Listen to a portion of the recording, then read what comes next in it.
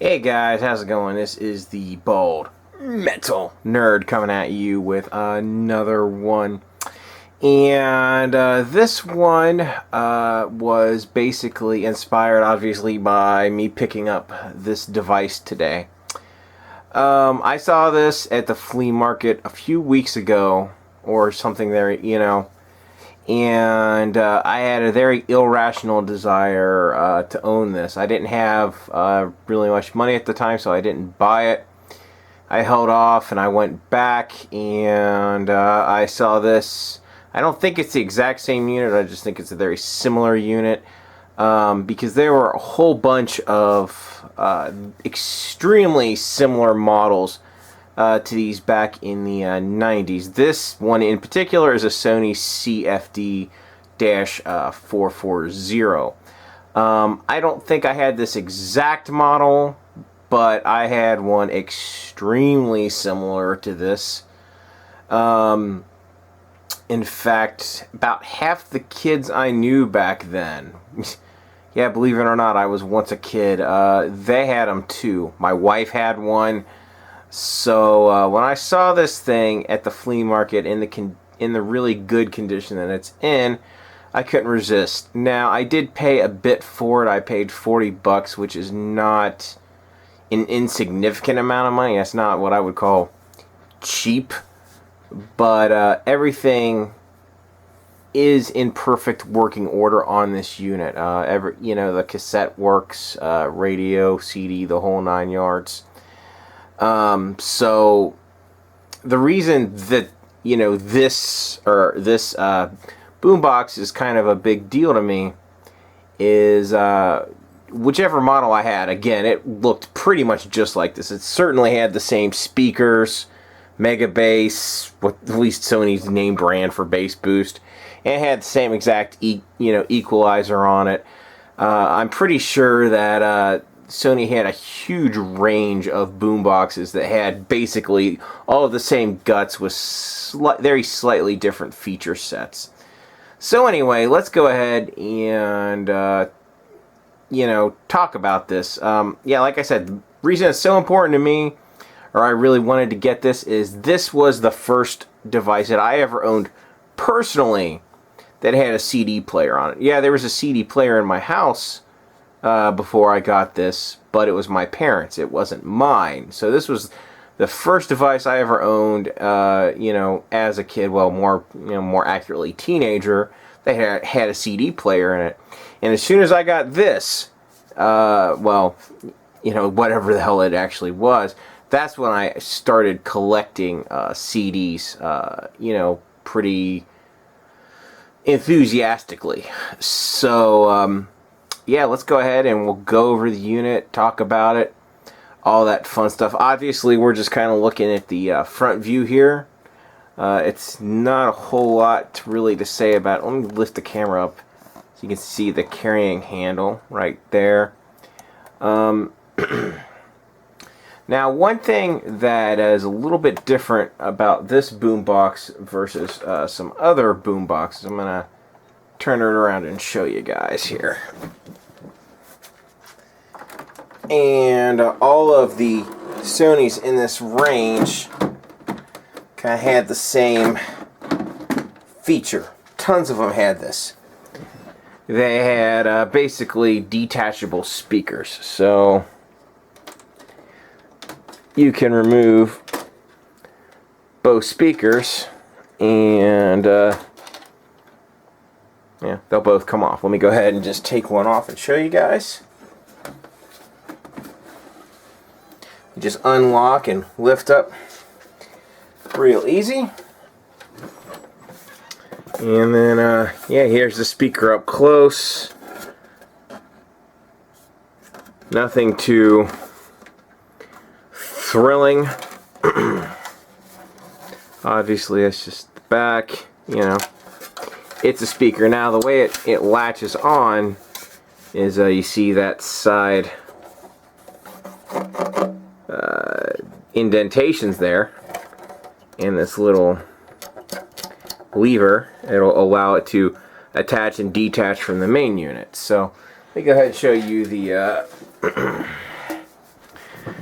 side of the unit where this attaches, and it's yeah, basically it, right? Exciting, I know. I'll go ahead and reattach the speaker now. Oop, knocking the camera around there. Sometimes they're a little bit tricky to reattach. Kind of gotta jiggle them some. Ah, there we go. That time went real easy. Is it attached? Yep. Okay. One other thing about this boombox, it is pretty damned heavy with both speakers attached. There is no doubt it is a weighty beast. Now, if you wanted to use this thing away from home, or, you know, just away from power, you, of course, could utilize the battery compartment there. Let me zoom in for you on that one. And that bad boy takes 6D batteries. I have no idea what the quote-unquote, there's the cover, if you want to see it up close to the battery cover. Yeah, no idea what the rated battery life is for that, but yeah, that was taking your music on the go back then. You know, of course, except for Walkmans. Those are way more convenient, but if you wanted to have any sort of, if you wanted to share your music with anybody, with a group or whatever, rechargeable Bluetooth speakers most certainly weren't a thing, kids. So, yeah. Now, there is one somewhat interesting thing on the back here, and I'm going to show that off to you. And that is, oops, we've got a switch here labeled ISS, and it has a 1, 2, and 3 position there. And supposedly, that can improve recording quality onto a tape if you record from AM radio. Honestly, I'm amazed they kind of threw that on there, because I would have figured by the time this thing was manufactured, I can't imagine a lot of folks were recording AM radio broadcasts. Because this thing was made, there is a manufacture date on here. Where is it? Oh, where are you? Oh, there it is. It's on the tag. Let me...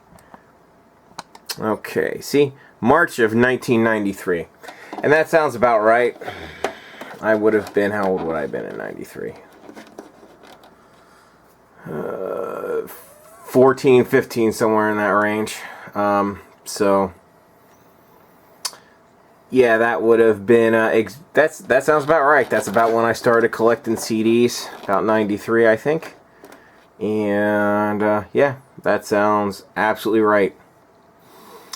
So, yeah, interesting little feature. Now, flipping that switch, as far near as I can tell, doesn't make any sort of audible difference to the sound.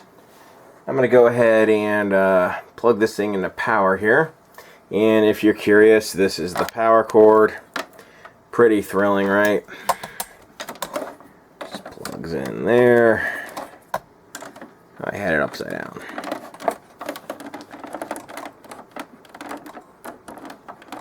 Plugs in there. And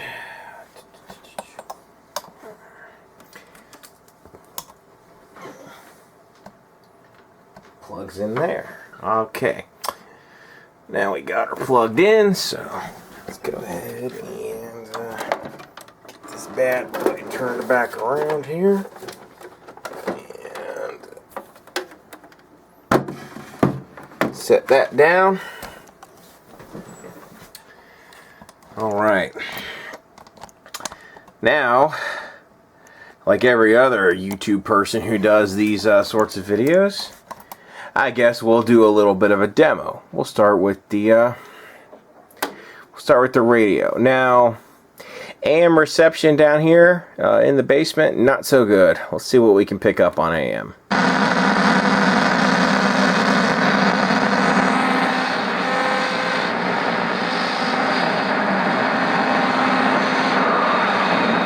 Pretty bad.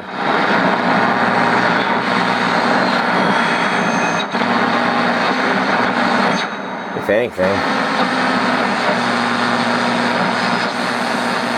No matter what type of electric work you need, Craftsman Electric can handle it. No job too big, no job too small. Got a Craftsman commercial. Electrical work to a heating or cooling company. Call the experts at Craftsman Electric to schedule service. 513-891-4426 or visit Have a Plan. I guess that's a local electrical contractor. The antenna doesn't help with AM here. I'll demonstrate. Let's go ahead and lift up that telescopic antenna. It does nothing. Here, I'll show you guys. I went ahead and extended that. Doesn't do dick for AM radio.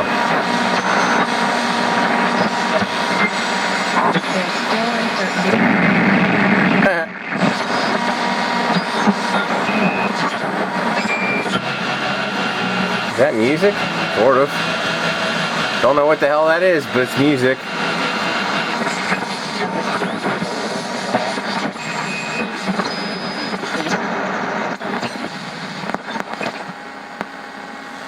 Alright, let's switch to FM. Turn the volume down a little bit because it'll probably be a bit louder. Alright. That's 50% off, plus free shipping. Don't delay. Order now. Beauty. I'm loving you. You're the healing hands. Where it used to. I gotta be cool. Relax. I like Queen quite a bit. Now, obviously, FM picks up a lot better.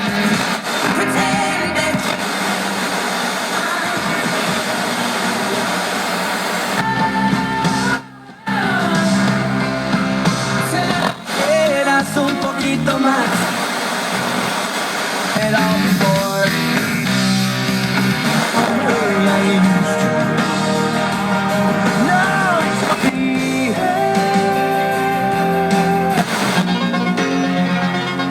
Teenage Wasteland.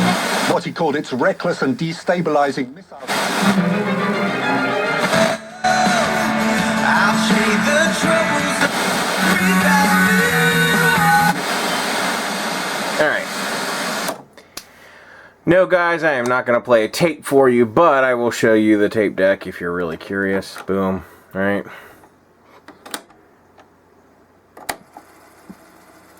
Obviously, you can hear the motors going. Yes, I have verified that the tapes work in this. So, there you go. Now, CD.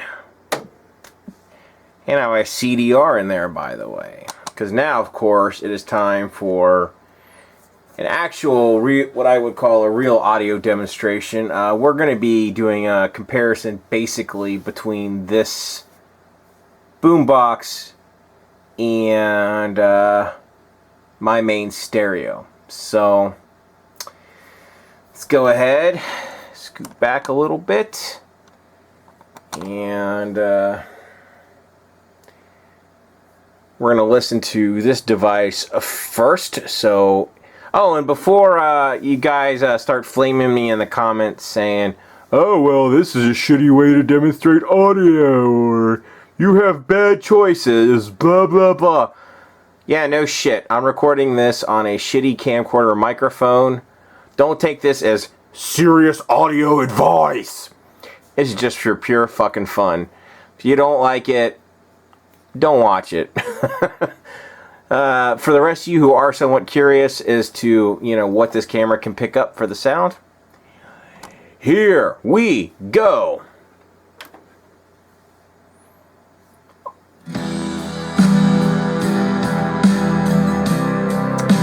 And this is with the EQ flat, by the way, guys.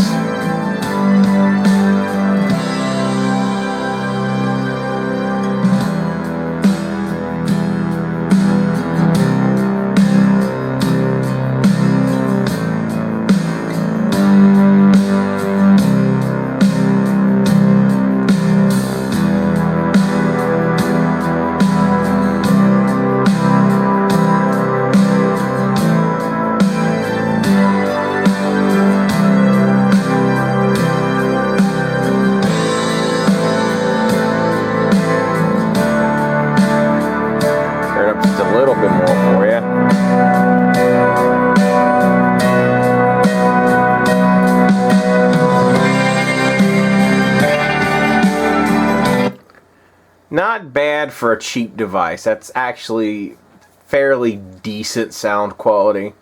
Now we're going to listen to my main stereo just for comparison for fun. Here we go.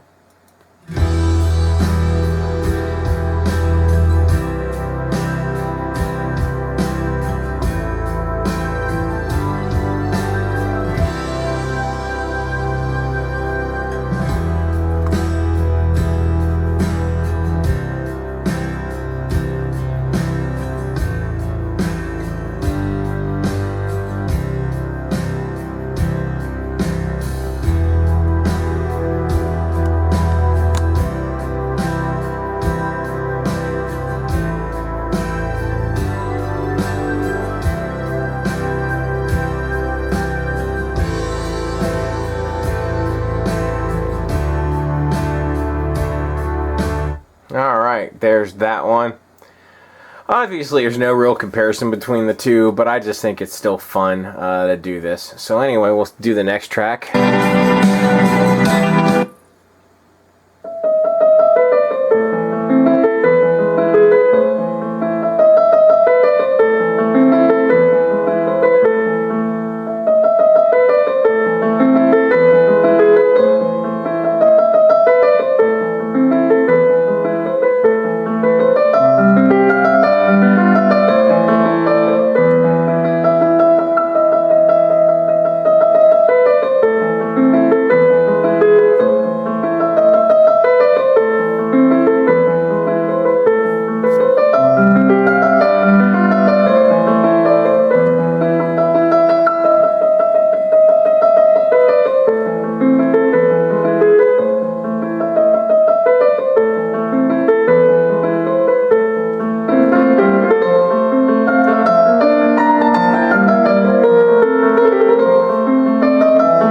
Enough Beethoven there. Let's see what she sounds like on the main stereo.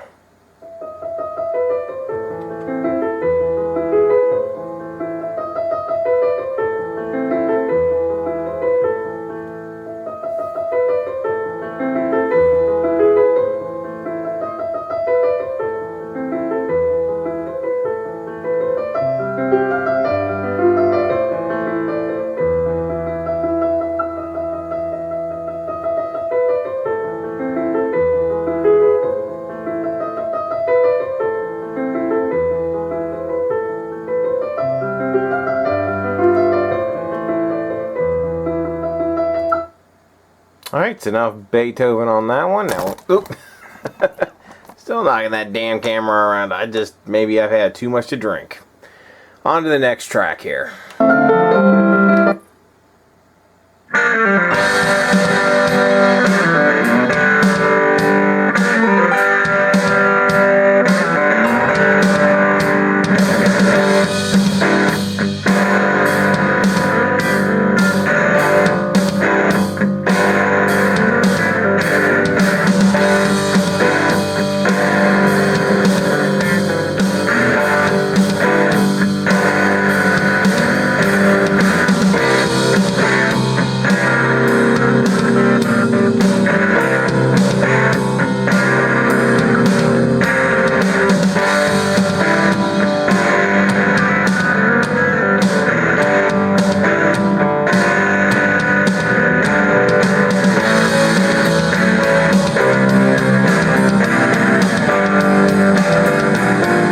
Yep. And now on to the next one in the stereo.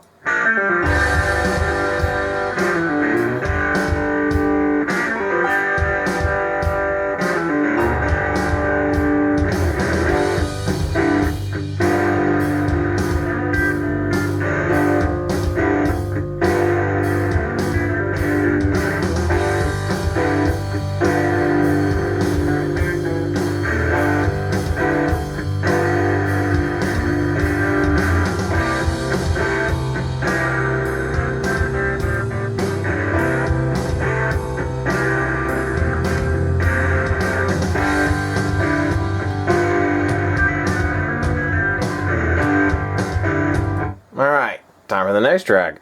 This kind of reminds me of Stranger Things a little bit.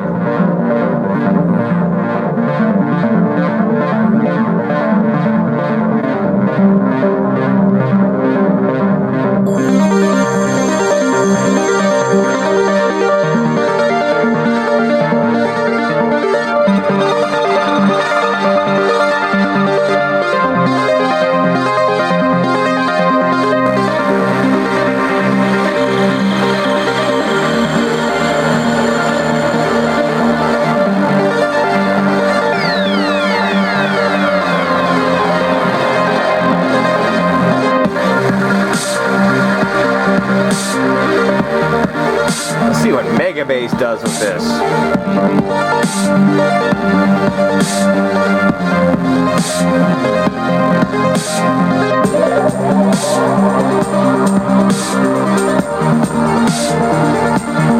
Not bad, right, guys?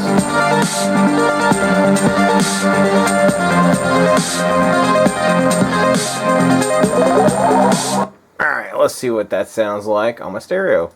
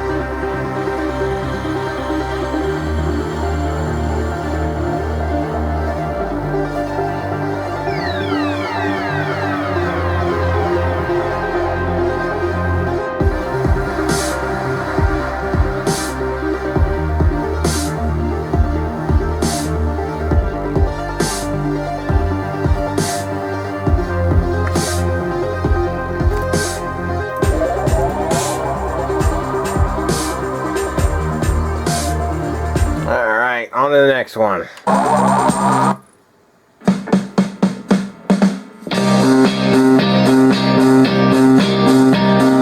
Funk it down.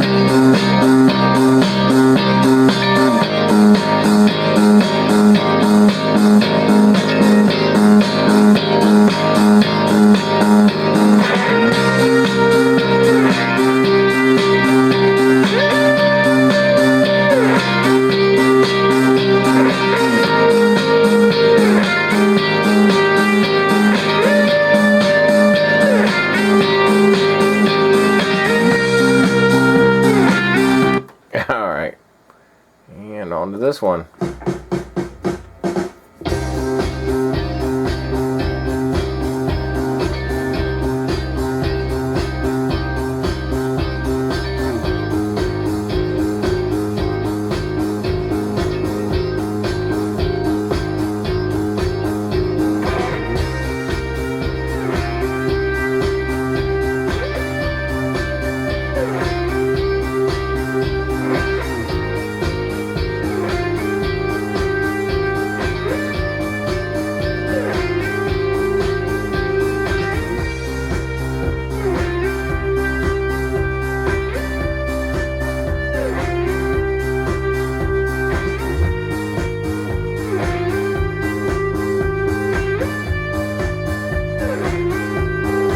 Alright, enough of Funky Town, and now back.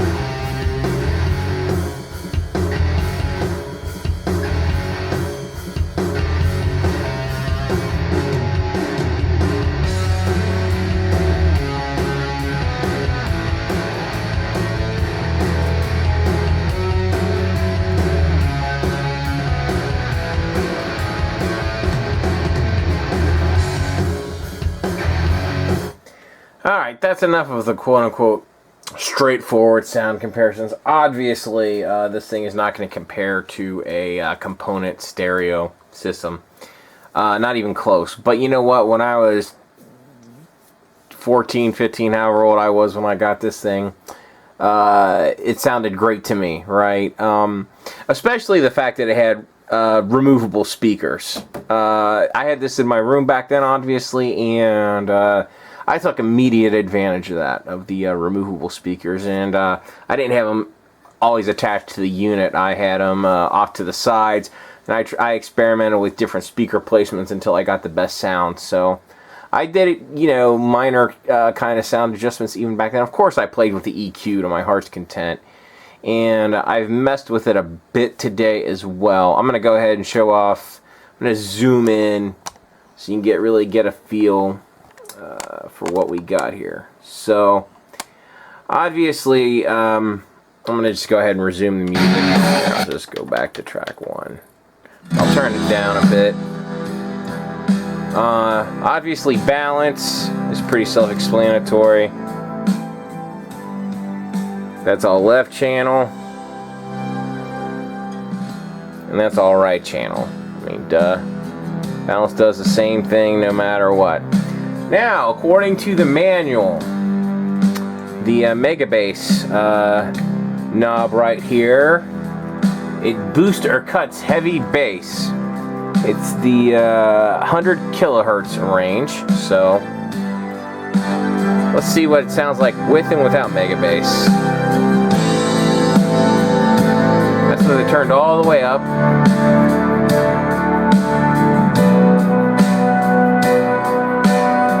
That's it turned all the way down. There we are, neutral land.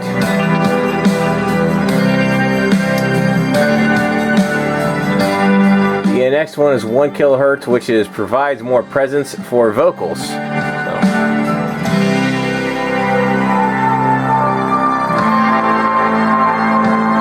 Kind of gives it a bit of an unnatural sound, in my opinion, boosting that, at least if you leave the other frequencies alone. And then lastly, 10 kilohertz is adjust the brightness of the sound or reduce tape hits. That must be high frequency, so let's go ahead and turn that up. It's just a treble boost.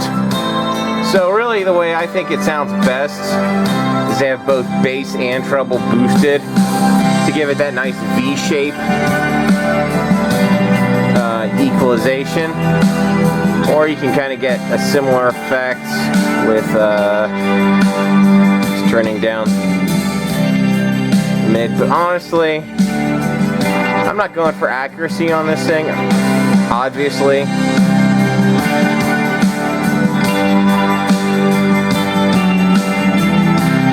I'm going to go with that there. So what we'll do is we'll listen a bit to the other tracks with my recommended configuration in, you know, both straight. So let's go ahead and we're going to start the next song off with it looks like the boosted, and then we'll go back to the flat. So alright, this isn't going to benefit too much from that. Let's skip to the next track, more appropriate. Let's get a little more volume going too.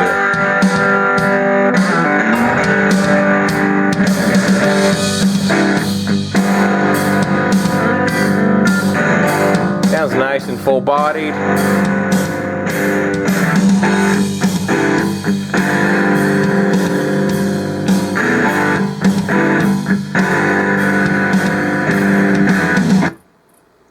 Now here we are flat again on this track.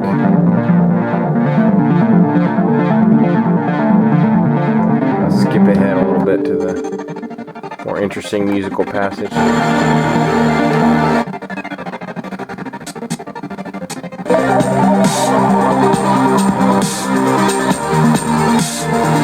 Turn it up.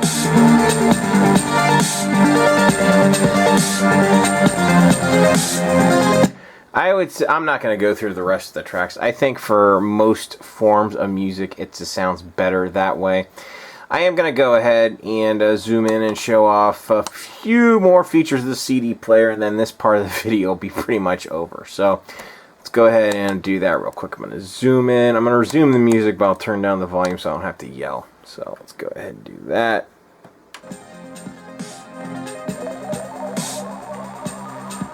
Basically, the controls here, you have play mode, which of course, take your shuffle, repeat, program, yada yada yada, right? And this remain/enter, what this does, obviously right now we got track number and elapsed time. We can go how much time is left in the track, how many tracks are left on the disc, as well as the time left on the disc.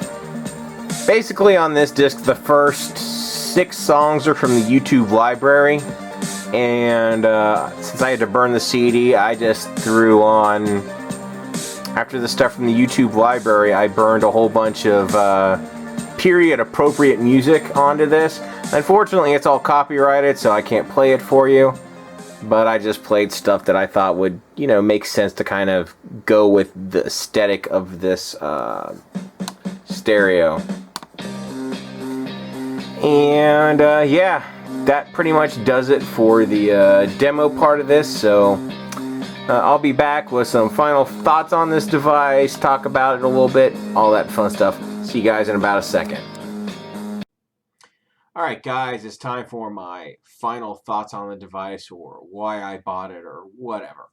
I'm going to start with the easy part. I'm going to talk about why I bought it. I bought it for a couple reasons. Truthfully, the biggest reason was pure nostalgia. I owned an extremely similar unit to that one growing up, and I wanted to recreate that as best I could. So there you go. That was the biggest reason that I bought it. Another part of the reason I bought it was to basically take it around the house with me when I'm doing some projects. It'll be nice to have that device to actually take to different rooms of the house when I'm doing things. If I don't want to, you know, listen to headphones, I can listen to that, and I'm going to get pretty good sound quality out of it. I would say that boombox beats most, not all, but I would say it's going to beat almost any sub $200 Bluetooth speaker, and it might even, you know, if you tweak it right, it might beat some that cost more than that, right? Because Bluetooth speakers generally don't sound very good. You know, to get good sound out of a Bluetooth speaker, you're usually spending, it's up there, right? So there's that. Yeah, that's why I bought it. Those 2 reasons: nostalgia, and I do have a few, not a lot, but a few use cases for it. And it'll just be nice to listen to from time to time to kind of remind myself of where I started out sound quality wise, or at least almost the beginning. I can't go back to the very beginning of where I started out sound quality, because honestly, I wouldn't want to go that far back. Because the first device I ever had, as I've said in some of my other videos, was a dual cassette boombox, and it was much smaller than the one I just showed off. It was maybe, you know, sorry for these great approximation, guys. It was maybe yay tall, right? And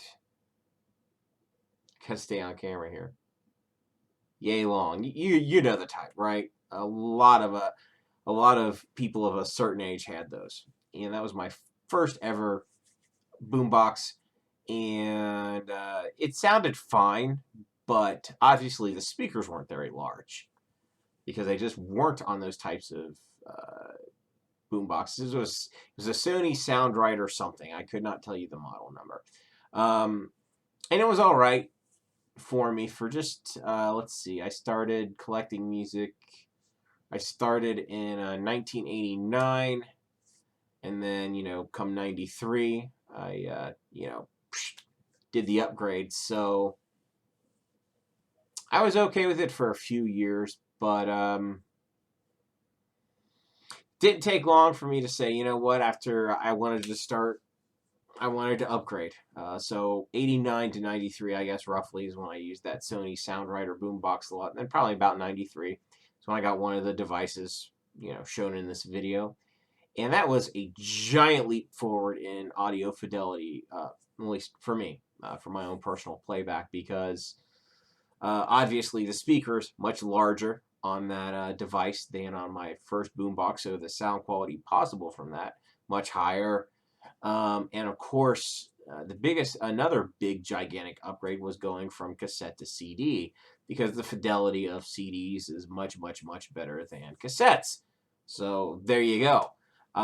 Two big leaps forward for the price of one. So, it was kind of a building block of sound quality appreciation to kind of the current day, because after I got that Sony that I showed off in this video, shortly after that, no, not shortly after that, when I was in college, and by then I had a job when I was in college, I decided to spend some of that money on an even better sounding stereo than the boombox. At that point, I got a Iowa mini system that I showed off in a video of mine a while back that unfortunately got broke because of my own stupidity. But that sounded, even much better than the boombox. And I bought that. I didn't buy that for any sort of functionality. I mean, I already had a CD player, so I didn't need a CD player. I bought it purely because it sounded better, significantly better. And there you go. That was kind of the impetus for me getting that. And then, of course, after I moved in on my parents' house, that's when I started building my component stereo system. But whatever, that's a long, boring story about that. But the point is, I had those formative experiences that kind of upped me sound quality each time. Now, I know I'm an old man. I don't know if kids these days are having those same experiences. I don't know if kids are starting off with listening to music on their smartphone speaker, and crappy earbuds. I don't know if they're I don't know how common this is. I don't know if they're upgrading, to say better headphones, right? And then maybe a okay Bluetooth speaker, and then maybe they get tired of that, and then they get, even better headphones, like really good headphones, and, maybe then an even better Bluetooth speaker, maybe one that after they're old enough to get some money, maybe they get a Bluetooth speaker that costs a couple $100. I don't know if in the future then, if they'll then decide, oh man, I want to explore sound quality even more, and then they'll start, buying stereo equipment. Who knows if that's going to happen with kids? My kids certainly do recognize the differences in sound quality between the different classes of equipment I have. They don't really ask for audio equipment too much as gifts, but whatever. We'll see what happens maybe when they get, just a tad bit older and decide to kind of strike out on their own. I don't know what decision they'll make, and that really doesn't matter. And I know I really just kind of went off on a tangent here. Anyway, that pretty much brings us to the end. I'd be really, really interested to hear if you guys kind of went on a similar journey, when you were kids to adults, right, as far as sound quality goes. Or if it stalled for you, or, if it was all like a sudden explosion all at once where you went directly from, say, a cassette Walkman to a component stereo. Who knows, right? Let me know in the comments below. Also, if you owned one of these things, I'd really be interested to hear about it. Any stories you want to share about them, anything. It's fine. So anyway, that's it. If you made it through this far, I want to say thank you so much for sitting through this and watching. If you like me, thumbs up. If you hate me, thumbs down. Share, subscribe, all that fun stuff. Thank you again for watching. I'll catch you guys next time. Hey guys, bonus content. About a few minutes of Googling, I actually figured out the exact model first boombox that I ever had.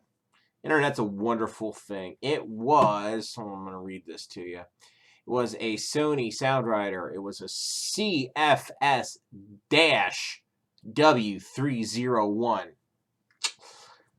If you want to Google it and look it up yourself, feel free. Again, it was a pretty typical device of the late 1980s. There you go.